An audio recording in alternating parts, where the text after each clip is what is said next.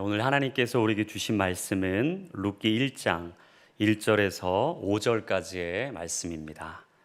우리 룻기 1장 1절에서 5절까지 말씀을 한 목소리로 봉독하여 읽겠습니다. 사사들이 치리하던 때에 그 땅에 흉년이 드니라. 유다 베들레헴에 한 사람이 그의 아내와 두 아들을 데리고 모압 지방에 가서 거류하였는데 그 사람의 이름은 엘리멜렉이요 그의 아내의 이름은 나오미요 그의 두 아들의 이름은 말론과 기럐이니 유다 베들레헴 에브라 사람들이더라. 그들이 모압 지방에 들어가서 거기 살더니 나오미의 남편 엘리멜렉이 죽고 나오미와 그의 두 아들이 남았으며 그들은 모압 여자 중에서 그들의 아내를 맞이하였는데 하나의 이름은 오르바요 하나의 이름은 룻이더라. 그들이 거기에 거주한 지 10년쯤에 말론과 기럐 두 사람이 다 죽고 그 여인은 두 아들과 남편의 뒤에 남았더라. 아멘. 오늘 하나님께서 주신 말씀을 통하여서 우리 인생의 흉년의 때에 어떻게 우리의 삶을 살아가야 하는지에 대해서 함께 은혜 나누기를 원합니다. 요즘 매스컴을 통해서 들려오는 소식들을 보면 좋은 소식보다는 나쁜 소식들이 많이 들려오는 것 같습니다. 전쟁과 기근, 기아와 지진과 가뭄, 수많은 안 좋은 소식들이 전 세계 각처에서 들려옵니다. 이런 소식들을 접할 때면 우리 안에 한 가지 질문이 생깁니다. 왜 이렇게 우리의 인생 가운데 흉년이 계속되는 것일까? 우리의 인생 가운데 이 원초적인 질문이 우리 내면에 계속해서 샘솟게 되는 것이죠. 이런 부분을 가지고 하나님께 기도했습니다.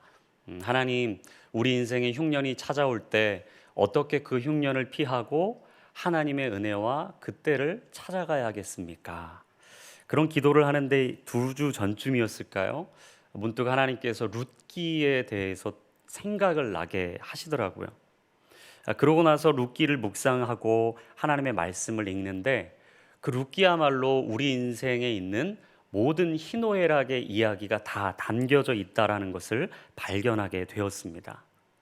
사실 룻기를 읽어보신 성도님들은 잘 아시겠지만 룻기는 총 4장으로 구성되어 있습니다.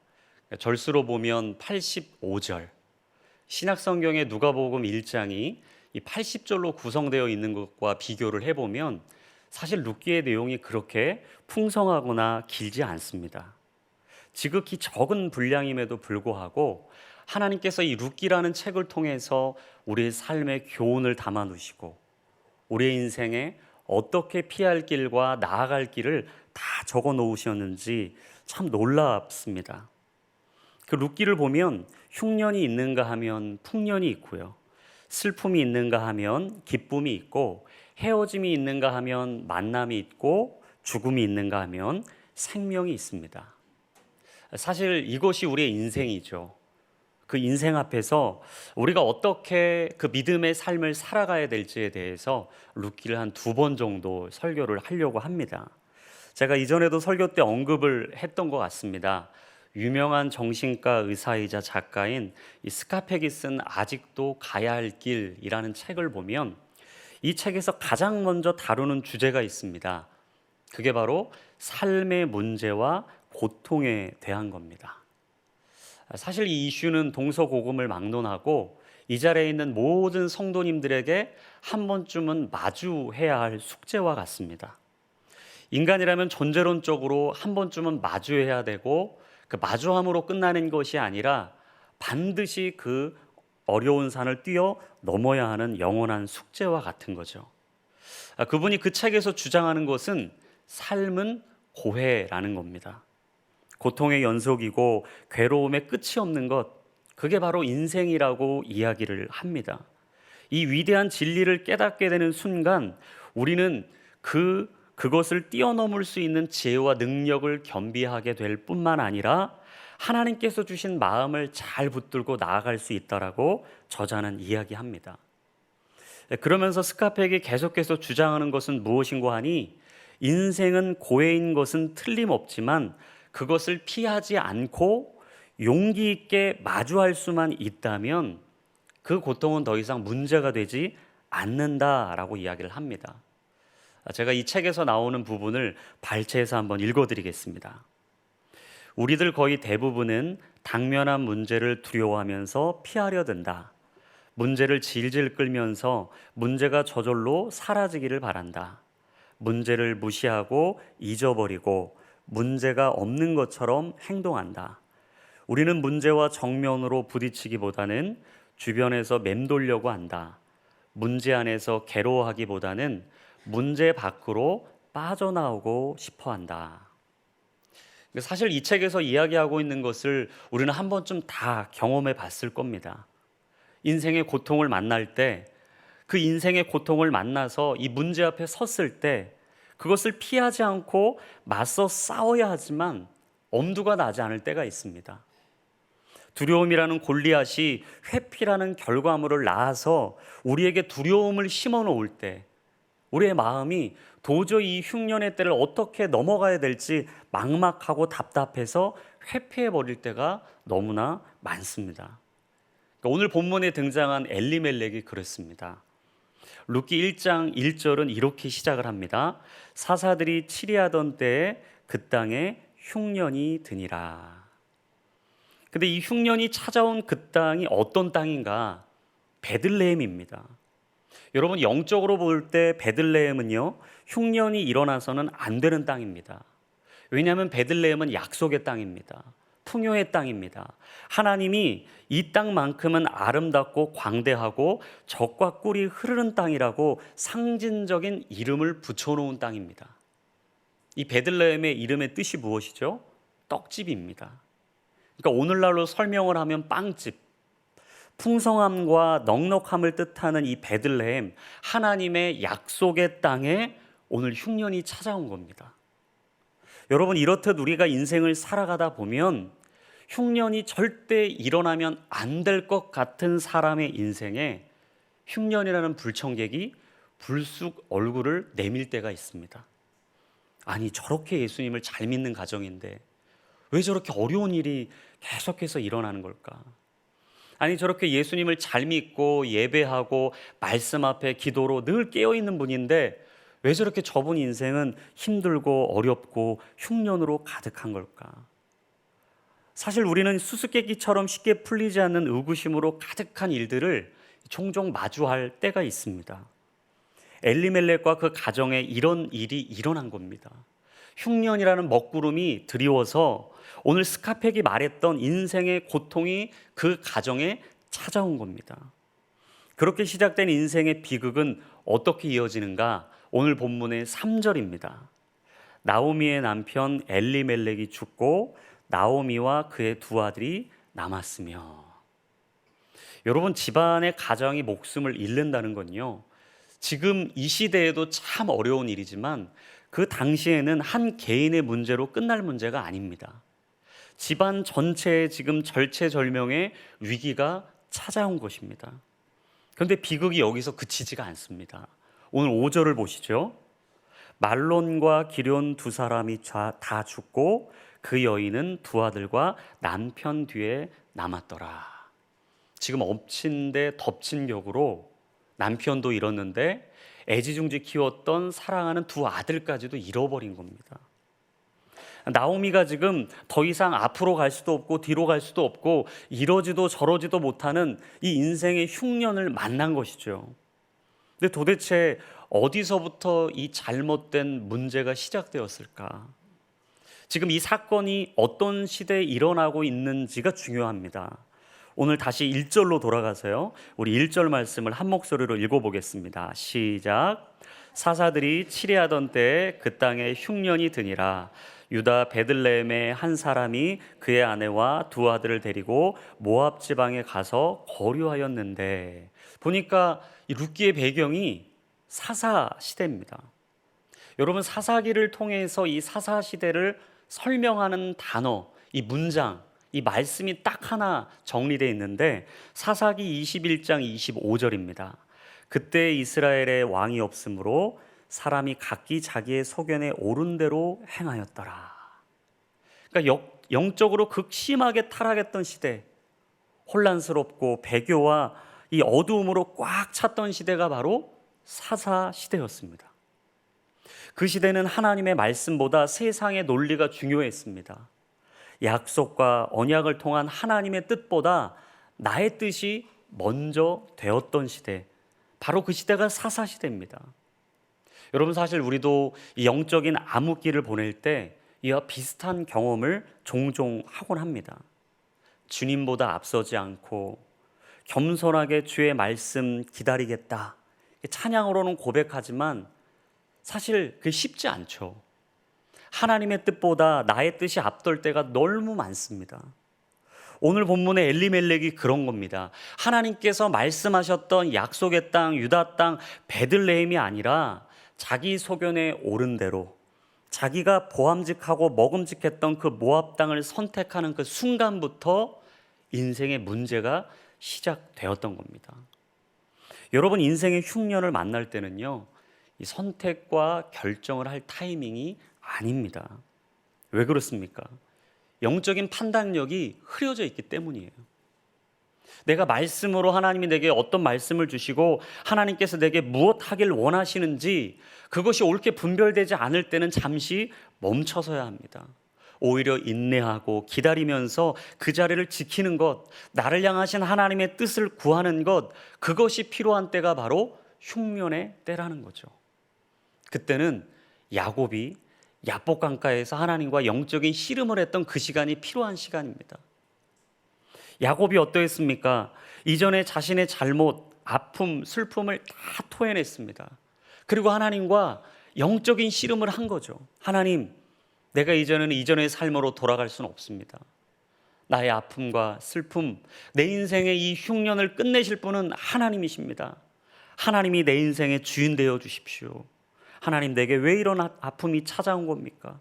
이런 고통이 왜 일어난 것입니까?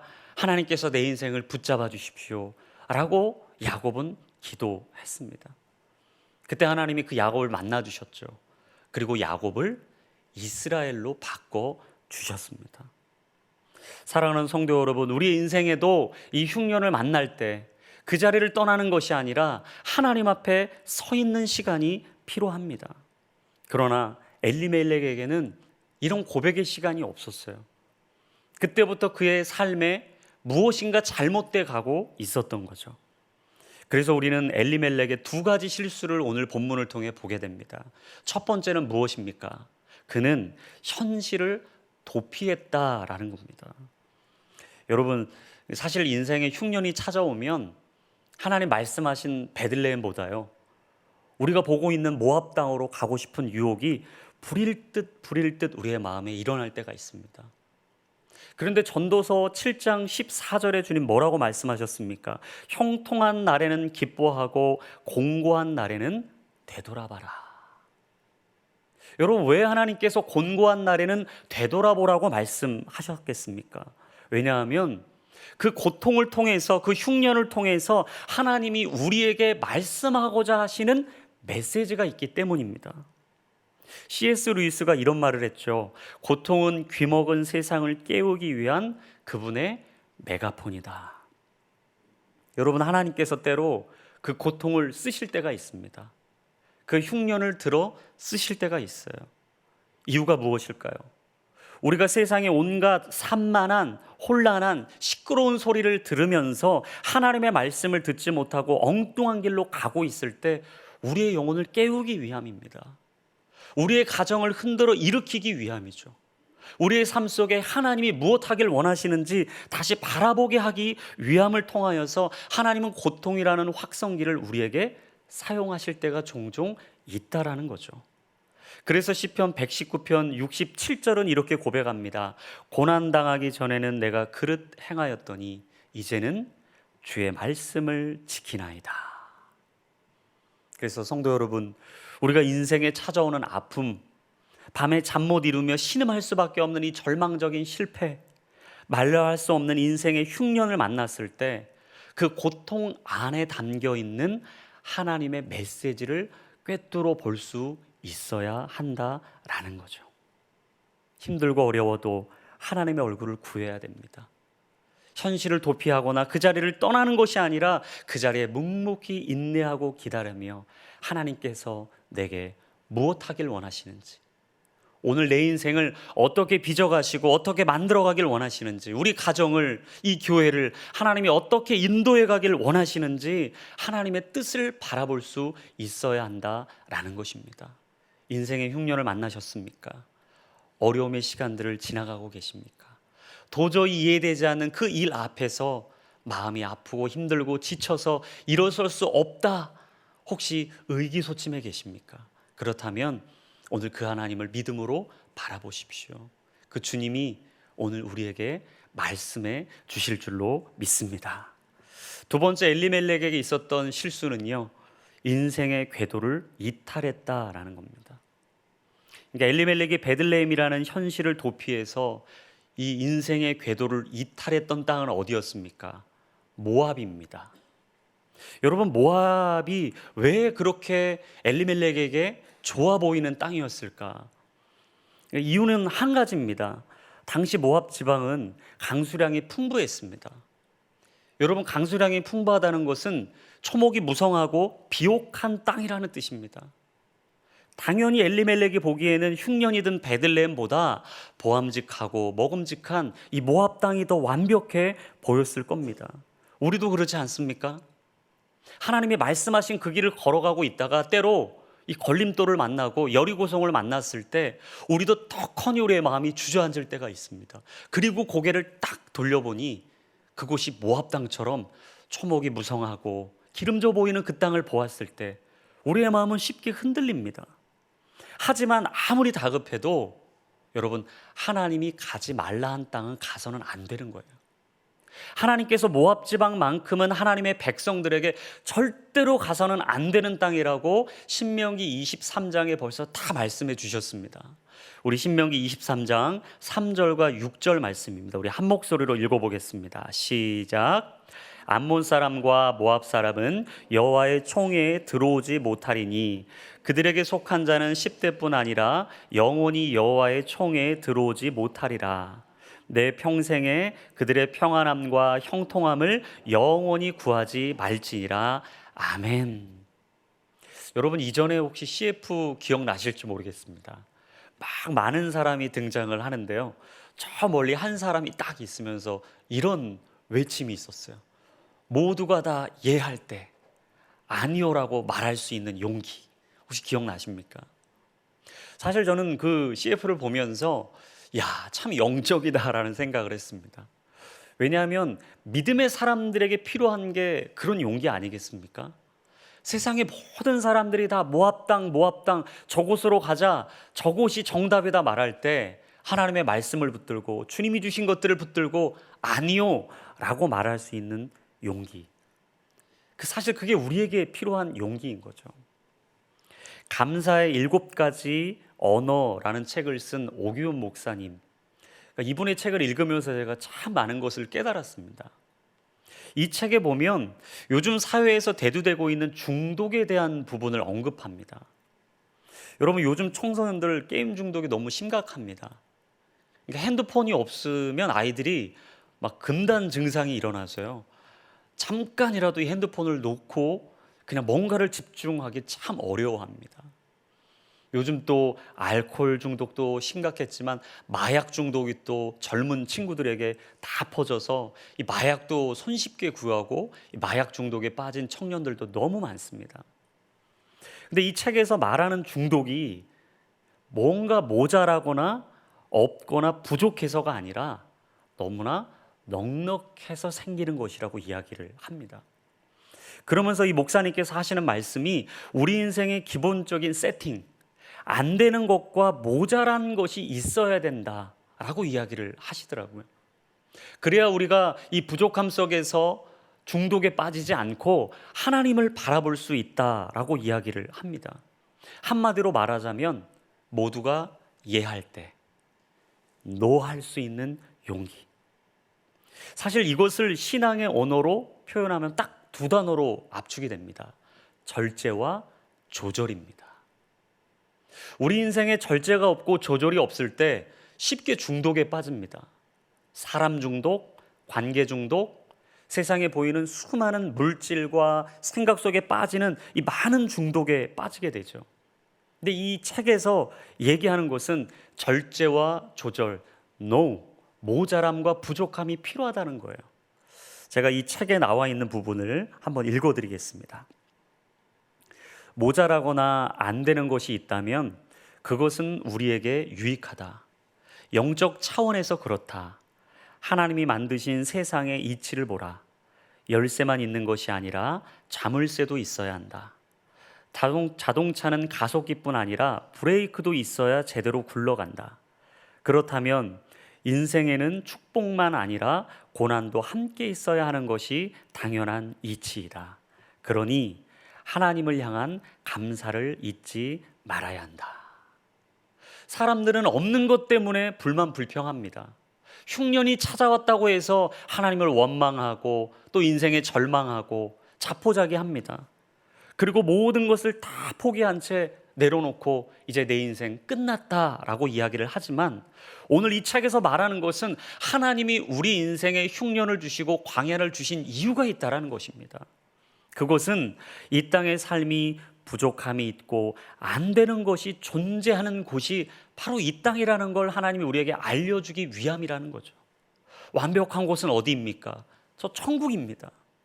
부족함이 없는 곳은 어디입니까? 저 천국입니다.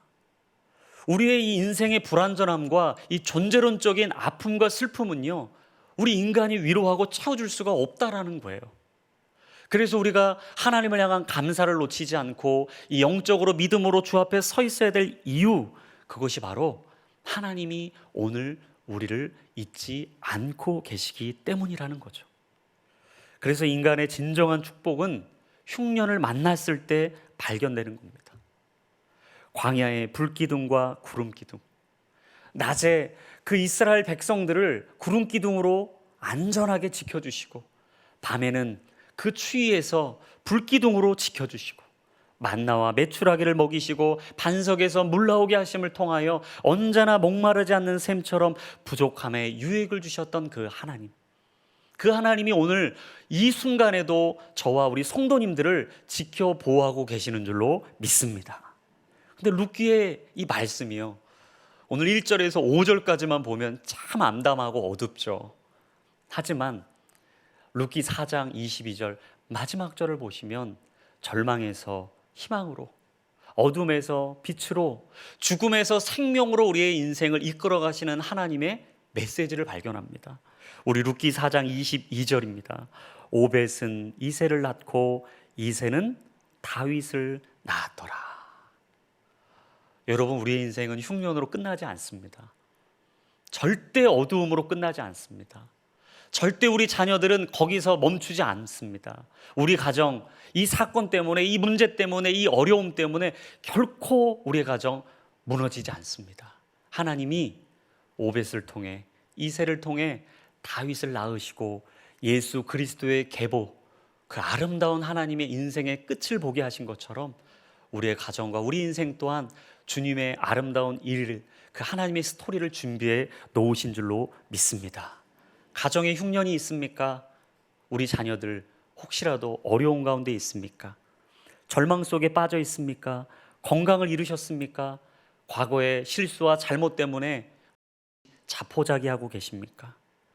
혹시라도 그 삶에 어려움이 닥친 그 흉년 때문에 마음이 무너지고 심령이 아픔 가운데 고통 속에 계시다면 오늘 다시 베들레헴으로 돌아가시면 됩니다.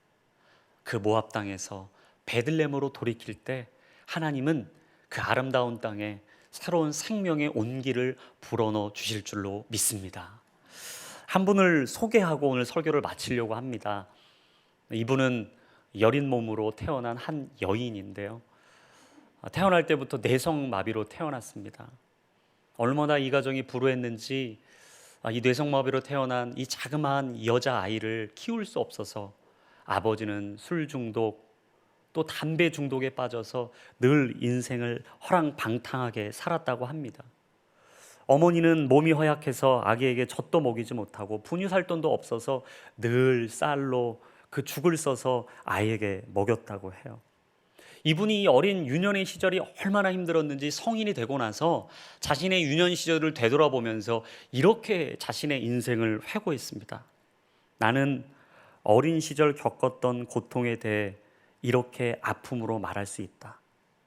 나는 7살까지도 누워만 있었다. 이동하려고 누군가의 등에 업히면 머리가 등 뒤로 꼬꾸라져 허리가 빠지고 목이 꺾어지는 것 같은 고통을 느꼈다.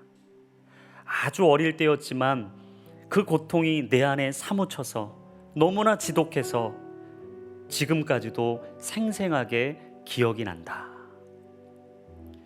10살이 넘어가고부터 뭔가 이제 자신의 이성으로 지성으로 생각을 할 수 있는 그 나이부터 이분은 계속 가정을 저주했다고 합니다.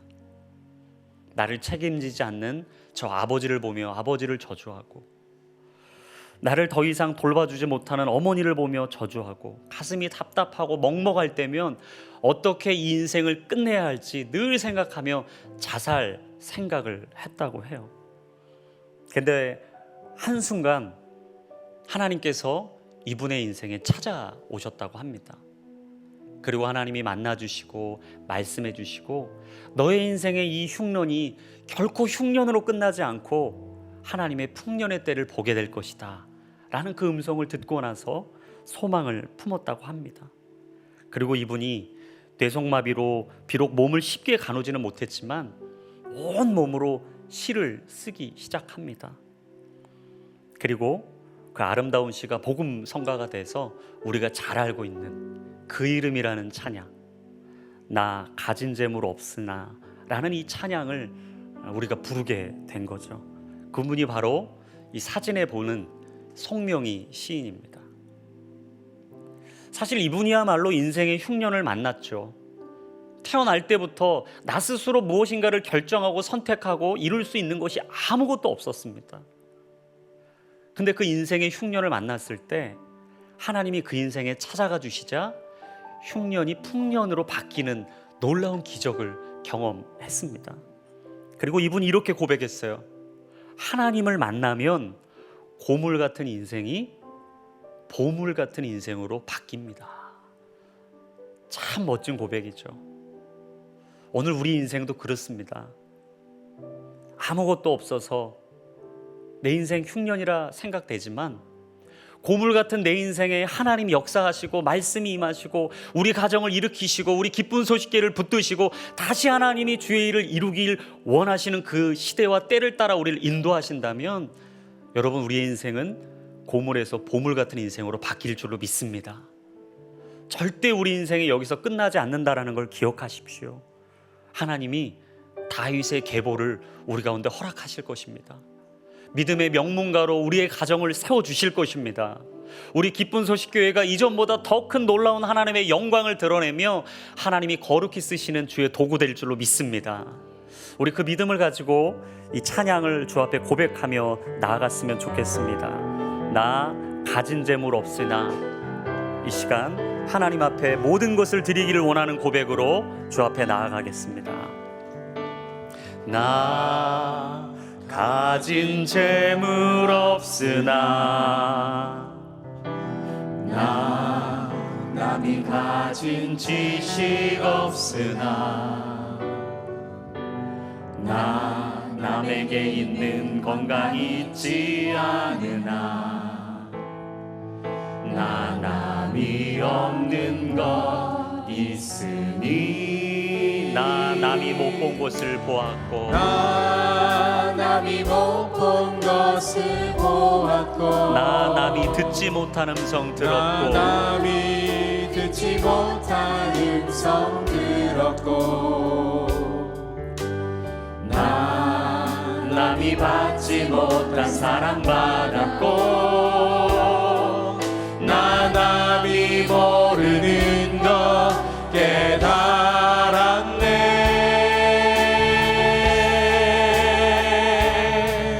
공평하신 하나님이 나 남이 가진 건 나 없지만, 공평하신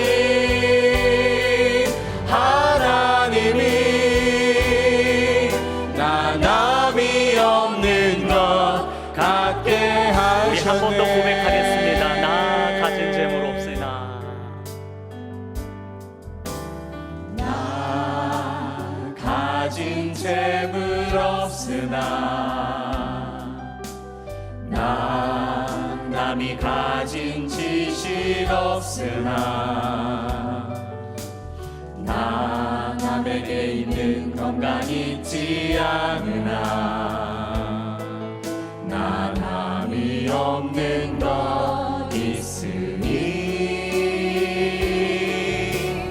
나 남이 못 본 것을 보았고 나 남이 듣지 못한 음성 들었고 아멘. 나 남이 받지 못한 사랑 받았고 나 남이 모르는 것 깨달았네.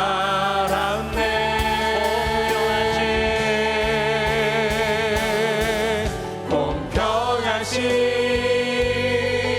하나님이 나 남이 가진 건 나 없지만 공평하신 하나님이 나 남이 없는 것 같게 하셨네. 공평하신 하나님이 나 남이 가진 것